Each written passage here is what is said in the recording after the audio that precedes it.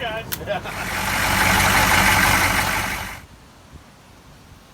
I mean, that crack right there, that fucking block is broke. Look.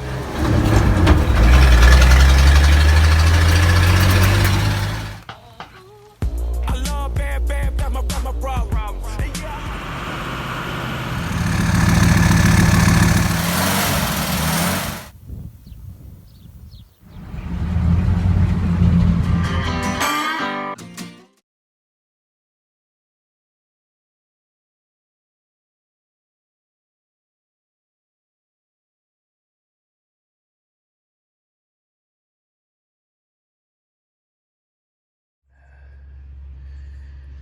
Alright guys, welcome back. We're back on the 1990 Toyota pickup truck, and today we're working on the sway bar bushings. As you can see here, we'll bring it in. We'll point down what we're looking at. Alright, take a look. As you can see, we already got one of them off. There's a little washer cap hardware, and these guys are just a little bit worn out, a little spongy. So we want to improve the steering and handling in the Toyota pickup. Next thing we need to do is like some tie rod ends and the idler up here, and get the pitman arm off the gearbox, and just rebuild on the steering and, you know, a little bit of the suspension. We don't have to worry about these shocks now. Those are pretty new, so those were probably put in around like 2015, but look how rusty they got from AutoZone. But I got that lifetime warranty on them though.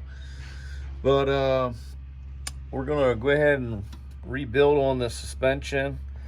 We're gonna take these end links off, and we're gonna come up here and we're gonna remove the sway bar bushings and just take a look at those. They don't look too bad from looking up at them, but we'll go ahead and drop them down, and we're going to take a measurement here on the sway bar to see the thickness of how thick it is to replace it. Yeah, like I said, I put those shocks in not too long ago, but look how rusty they have gotten. And that's just really surface rust. You know, glad thing I don't live in the Rust Belt. Other than that, that's all we're really going to do is go ahead and just work on removing these end links, and that's what we're going to work on today. Alright guys, so we're going to go ahead and take off these sway bar bushings. We got one removed, one barely is hanging on for dear life. Alright, so we're going to remove that. First we got to go over to the passenger side and loosen that up, and then we'll just bring it down all together. We're going to check the size of the bushings. We'll come here with a caliper and we'll measure the thickness of the sway bar. We'll get new bushings and new end link bushings as well. And necessarily doesn't have to be Toyota, but these Toyota rubber ones here look pretty good for over 30 years old. So it's going to take a 12mm socket. Always go for a 6-point first, vice a 12-point, so you don't round off bolts. Use penetrating oil when needed for your climate and environment.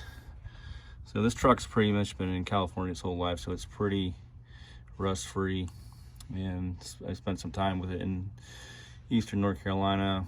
Now I got it up here in Washington, so it's pretty rust free, like I said, and that's the way it's going to stay. All right, so we're going to carry on.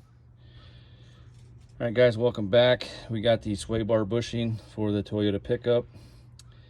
I get some dry rot there in the corners. It doesn't look terrible, but we can go ahead and rebuild on it and put some polyurethane ones in here and give a little bit stiffer ride.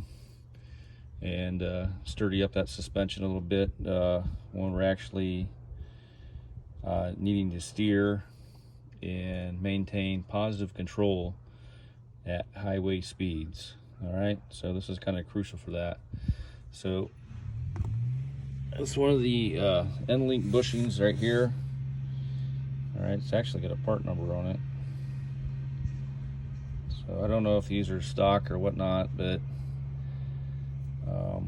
we're going to go ahead and get new end link bushings, well as the sway bar. So come back and we're going to go ahead and take a measurement on the sway bar itself, and so everybody knows exactly how to measure the proper sway bar bushing. All right, so we got a caliper. It's Harbor Freight, Pittsburgh. First thing you want to do is want to turn it on. Make sure you got the battery. Check from millimeters or inches. All right, and even break it down into fractions for you as well. First thing you always want to do is make sure you zero it. Go ahead and zero it out. And then you want to come over here to your sway bar. And when you go to your sway bar, you're going to open up the jaw.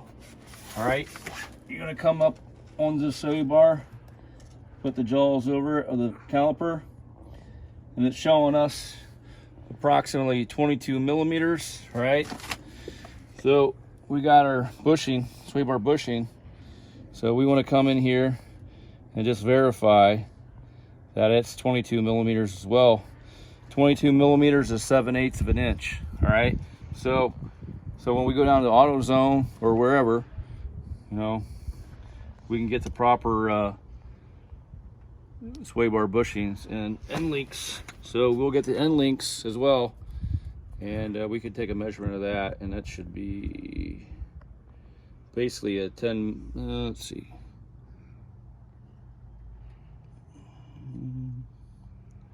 about an 8 millimeter bolt that'll go through that. All right, other than that, that'll be pretty much it with that until we get the new parts.